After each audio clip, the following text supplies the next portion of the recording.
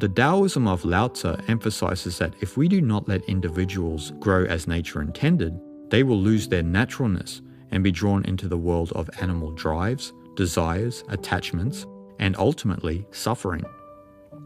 This difference in the depth of understanding between Lao Tzu and Confucius is articulated in an imaginary dialogue created by Zhuangzi. "Tell me," said Lao Tzu, "in what consists charity and duty to one's neighbor?" "They consist," answered Confucius, "in a capacity for rejoicing in all things, in universal love, without the element of self. These are the characteristics of charity and duty to one's neighbor." "What stuff?" cried Lao Tzu. "Does not universal love contradict itself? Is not your elimination of self a positive manifestation of self? Sir, if you would cause the empire not to lose its source of nourishment, there is the universe, its regularity is unceasing. There are the sun and the moon, their brightness is unceasing. There are the stars, their groupings never change. There are the birds and beasts, they flock together without varying. There are the trees and shrubs, they grow upwards without exception. Be like these, follow Tao, and you will be perfect. Why then these vain struggles after charity and duty to one's neighbor, as though beating a drum in search of a fugitive? Alas! Sir, you have brought much confusion into the mind of man."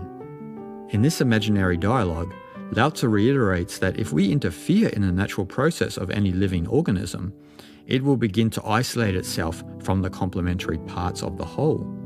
This isolation brings about a dissociation from the whole, so that a lack of trust plagues the mind. Confucius's idea of charity and duty to one's neighbor are age-old teachings, which artists, philosophers, and spiritual teachers have contemplated from the dawn of civilization to the present day.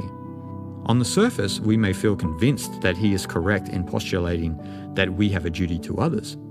But the Taoist way of Lao Tzu suggests that in attempting to interfere with others' affairs, no matter how large or small, we are assuming that the natural experience of life is not happening spontaneously. Instead, we think that life is a series of controlled steps following a predictable and mechanical process. Lao Tzu is not saying that we should abolish duty or charity. He is saying that everything in the universe is integral and symbiotic in nature, and that everything functions harmoniously according to the rhythm of the universe. So he asks, why would humanity be the exception? The way of the Tao and our experience of it comes from allowing all aspects of the universe to happen as they will without conscious interference. This understanding of the Tao is a trust in and affirmation of life that cannot be broken.